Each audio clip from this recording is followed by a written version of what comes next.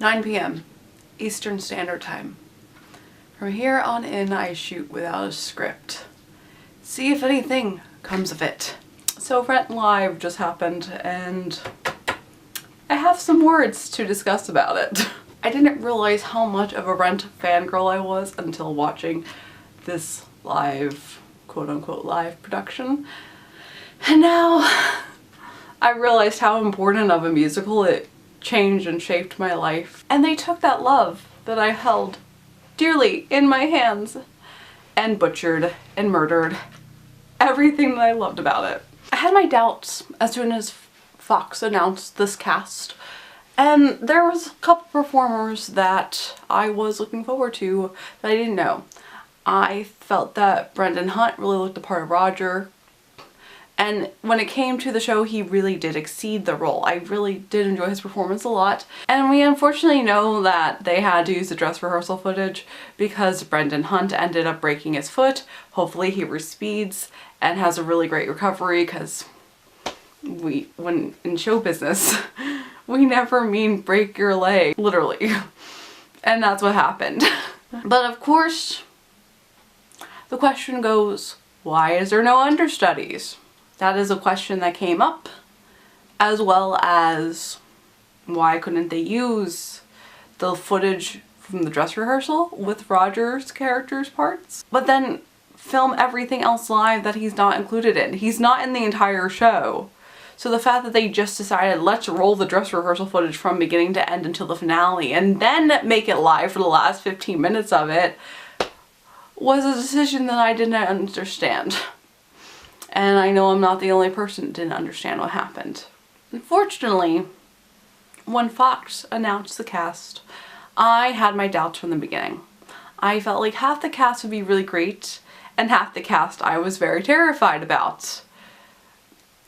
Jordan Fisher, excellent, excellent, excellent singer. He's proven himself. He's in Hamilton. He worked with Lin-Manuel Miranda, and he is a very, very talented person. So I wasn't really worried about him.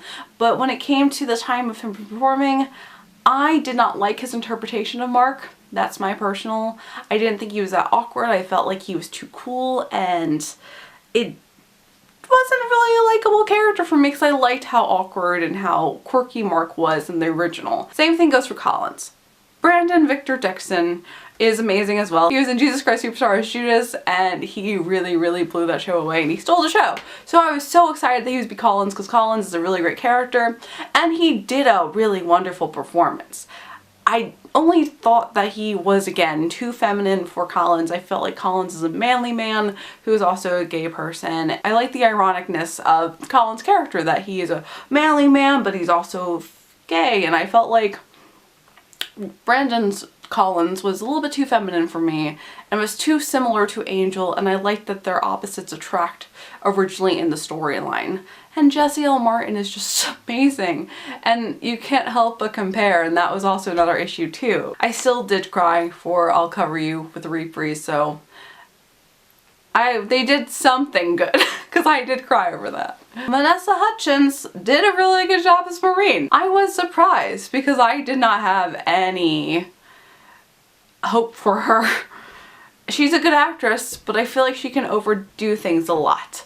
And even when she did her performance for Hocus Pocus, I didn't realize it was her, and I also thought it was terrible. So it can go either way.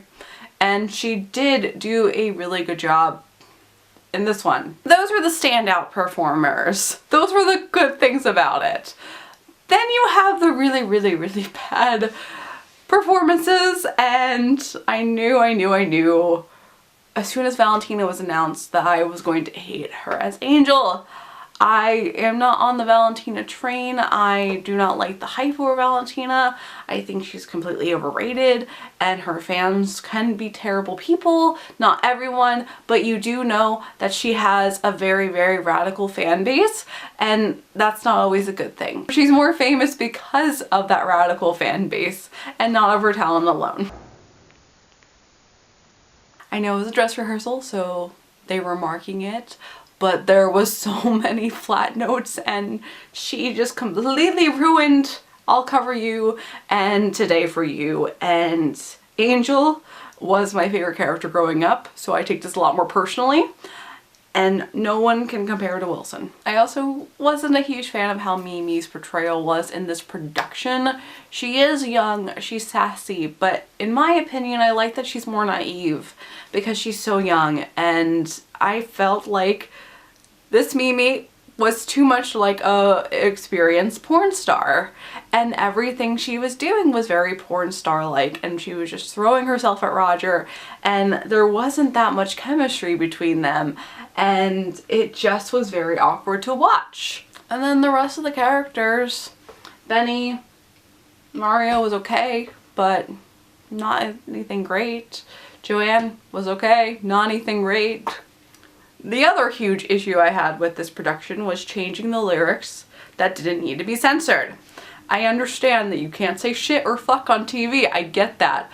But at the same time, what is wrong with the lyric, think twice before you poo-poo it, that you had to change to think twice before you'll regret that? That made me so mad, I was screaming at the TV. Can't say that, but you can say mutual masturbation. The choices were just very confusing. I didn't really agree with a lot of stuff, and I was very confused and concerned by it. It wasn't completely terrible. The set was really cool looking. I did like that it was in a round. It was very unique, but it was very, very familiar of Jesus Christ Superstar, and we do know this, that it's not coincidental that they probably saw how very popular and very successful Jesus Christ Superstar was and decided to take some cues from it. And I know it's a directorial choice, but I hated the audience. I felt like their screaming took away from the serious moments and the serious conversations that were happening within Rant, and it was too much concert-like instead of a whole production. I do take this very seriously because Rant was a really huge part of my life. I didn't realize how huge a part of my life it was until looking back at it and then getting nostalgic. I am a theater kid through and through. I had this Rant poster in my bedroom from middle school until college. The movie is still not the best production of it compared to the actual Broadway show, but we have the real cast. I say the real cast, it's the original cast, and they really earn their spots. They originated roles. It is very hard to look at different actors without comparing because they shaped the characters and they've been the characters for so long, not only in the original Broadway production but also in the movie. They reprised their roles. So when you think of these characters, these are the people that you think they are. I did get to go see it on tour off Broadway with Anthony Rapp and Adam Pascal. And so I got to see it with some of these people and they were really important to me. And then I remembered that when I was younger, I would make Windows Media pictures with Angel and the quotes with Angel. I wish I still have them, but my computer is gone. They got deleted when my computer died. I read Anthony Rapp's book when I was younger and related to Mark as a character because I loved film from the beginning and he was the filmmaker.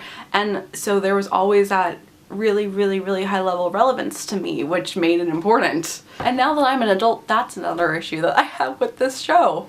Not necessarily any of the characters or the music, but the storyline really pissed me off. And that's because it made me yearn for a better economy where these people could literally be spoiled white privilege and not pay rent and be offered jobs for almost a year in their fields. I am a filmmaker, but I have not had the opportunities that Mark has had yet. I know they will be there, but now that I'm the same age as these characters, I have gone from being inspired by them to now being a bitter old adult and basically thinking, why are you spoiled and what is wrong with paying rent? Because everyone has to do it. And Benny is not really the villain in this picture. He's helping you out and he is the good guy and everyone else is just a spoiled baby.